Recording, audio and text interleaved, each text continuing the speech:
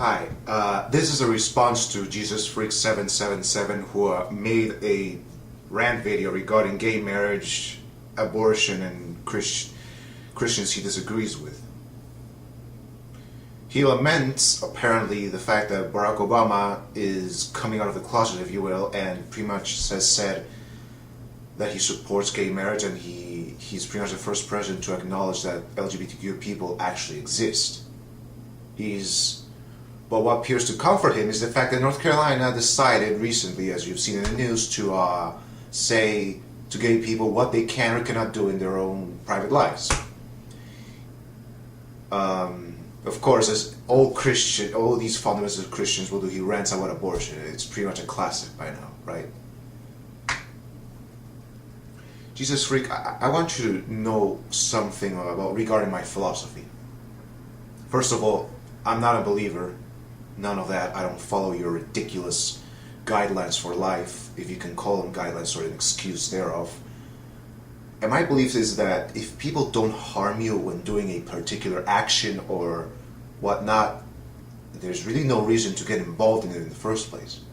See, you don't like homosexuality because of what your wonderful book tells you. Sarcasm, by the way. Okay, fine, you don't like it. But the thing is, Jezuzfreek, what is it with you Christians and you telling people what to do in their own lives? I'm sorry, but you're wrong regarding how God apparently ordained marriage. No, he didn't.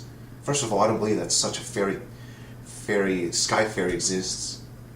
And marriage has been around quite a while before Christianity even existed.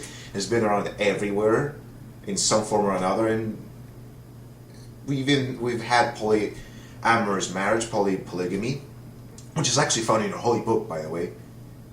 So no, to claim that God, or in other words, you Christians own marriage is bullshit.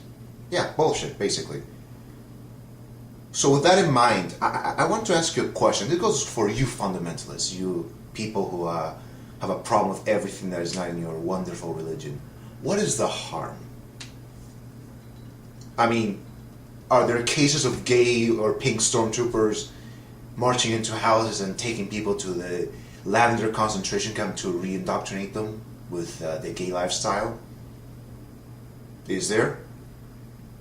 If people want to talk about the institution of marriage, how about you talk about my people, the heterosexuals, because we are more likely to divorce than gay people, if I'm not mistaken, and the marriage, the divorce rate is already 50%. You think the institution of marriage has been destroyed by gays or is being destroyed by gays? Oh my God, anybody can destroy the institution of marriage. So to summarize the question, what is the problem? I mean, I'm pretty sure the fantasy over the gay stormtroopers, which is a joke by the way, that I just described, hasn't happened. Has your marriage been destroyed, Jezuzfreek? Has your manliness been disintegrated by these non-traditional people? Have they? Probably not. I would assume not. And to illustrate, let us actually go with what you argued recently regarding the two types of Christians. The ones who walk with God, pretty much the fundamentalists who take every word literally, and those who walk with the devil and or the world, us, or who walk with us. I happen to have a gay Christian friend. He came out of the closet about a year ago or a few months ago. He had a hard time doing it, Jezuzfreek, because his parents happened to be, if I'm not mistaken, very, very, very religious. This gentleman who walks with the world, who walks with me and my other friends, has probably done more good than people like you could possibly do. This is just to illustrate the reality of things. He has been a wonderful friend. He's exceedingly friendly, polite, active in helping other people, such as those who are undocumented, helping everybody in general. I don't think that's something that people like you would possibly be able to do. I may be wrong, but I'm not mistaken about what my friend is like. He doesn't go around telling people they're going to hell. He doesn't tell them what to do in their lives. He knows how to separate religion, politics, and all so on. Apparently he has a talent that you don't, and many other millions of Americans don't. As for 44% of Americans thinking homosexuality is a sin, fuck them. Since when is the majority or the minority right? Sometimes, Jezuzfreek, I wonder what type of double standard you apply to these things, because I'm pretty sure that 170 years ago, most people in this country thought that slavery was probably okay. Let's assume for the sake of argument. They probably thought that blacks were not human and should not be treated as such. Were they right? I mean, it was the majority of people, Jezuzfreek. The majority of people were the same ones who said to blacks that they could not enter the same bars as them, that they would be tortured and murdered if they looked at a white woman. Yes, the majority of people did that, Jezuzfreek. If 90% of Americans thought gay marriage was wrong, do you really think I would give a shit? Do you think I should give a shit? No, I won't, Jezuzfreek, because unlike you, I don't think that majority or minorities necessarily means something in terms of reality or morality. I don't care if 95% of people think that eating veggies is wrong. I don't care if 95% think that eating fish is wrong. I don't care, Jezuzfreek. And how would you like it if let's actually turn this whole thing against you. How would you like if I said that you cannot practice your own religion in private either? Not even in the public nor in private. Do I have the right to choose what your life is going to be like? Do the atheists have a right to tell you what you can practice, religious or not, in your own home? Can they, Jezuzfreek? Can they tell you whom you can marry? No, they can't, because those are called rights.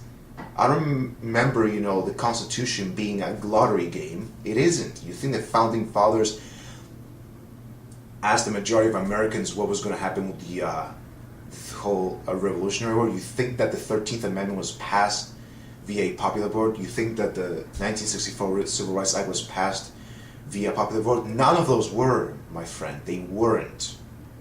Because those are called rights. They're ours to have. And if you object to it, then go with your sign and say that the end is nigh, because that's pretty much the best you can do. That's the best you should be able to do. We atheists have a reason rally, but we do not have the right to tell you, Christians, what goes on in the church or in your own home. And I would expect you to extend the same courtesy to me, to other people like the gays and the bisexuals, transgender and whatnot. But apparently it's too much to ask, because you think that you have a privilege because you are in the majority.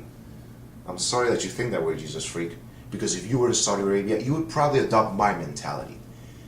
You see, in Saudi Arabia, it's not uncommon for people who practice a religion other than Islam in private to be persecuted for it. See, you would have to be closeted in Saudi Arabia in order to survive, or to at least live a decent life. How does that feel, Jezuzfreek? How would you think that would feel? I'm trying to reason with you in this case. The Saudis are probably concerned that you're not following the writings of Muhammad. They probably are doing the best for you, aren't they, Jezuzfreek? They hate the sin, they love the sinner, just like you do.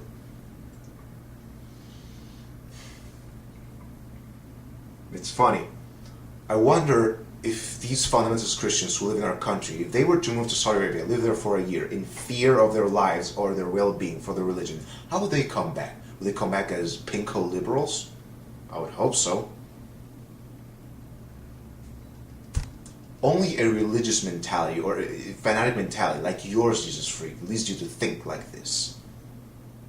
You seem to be a somewhat okay person. I'm really unhappy that okay people and people who are above average have to fall into this black hole of Christianity. You don't want to pat gay people on the back and tell them it's okay, like you said in your video. Fine, don't do it. I won't pat you on the back either. What you're doing is repulsive. You think that your bigotry and your love, if you will, is divinely sanctioned. I'm sorry, Jezuzfreek, but I don't buy that bullshit. And neither should anybody else. You talk a lot of shit about, telling people what they can or cannot do, what life is like and all that. Well, if I were you, I would become more of a student as opposed to an evangelist or a proselytizer. See, you can tell a woman that having an abortion is wrong, but what you can't see is that probably she already has 7 mouths to feed already, without a husband, without employment, living in the the worst conditions possible, that's not something you want to see or can see, Jezuzfreek.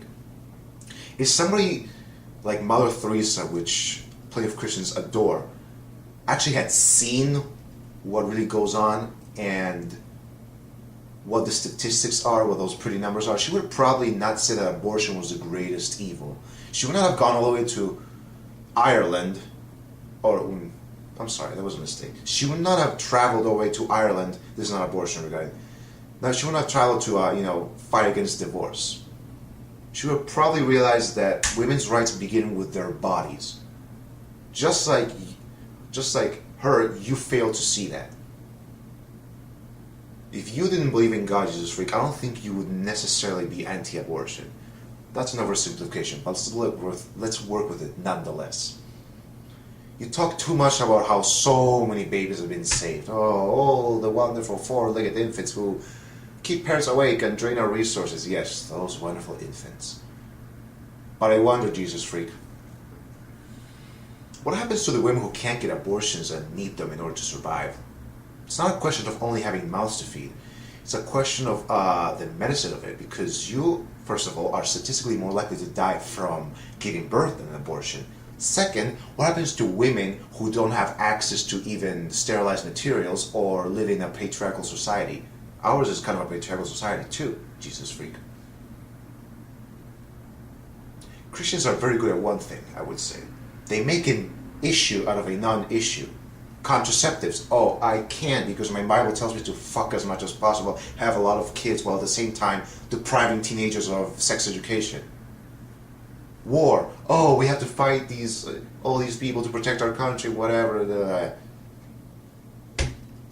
We can't focus apparently on having more green politics and getting our environment cleaned up or having energy sources, because no, that's unimportant, isn't it? It's more important to tell a woman that she has to get a metal penis basically up her reproductive tract before she can have an abortion, like Virginia did recently. Jezuzfreek, I want to just summarize by saying that you can trash talk all you want regarding these issues, because it's your First Amendment right to do so. But I want you to walk away thinking of my philosophy in particular, of you fuck off and you stay in your own bubble. I don't go into your church to tell you what your preacher can or cannot say. Alright? I don't. And I want you to walk away with that idea and think as to what I've said. I thought, after watching your video on my iPhone, as to what you said. When you watch this on whatever medium you are watching it, I hope that you walk away with something.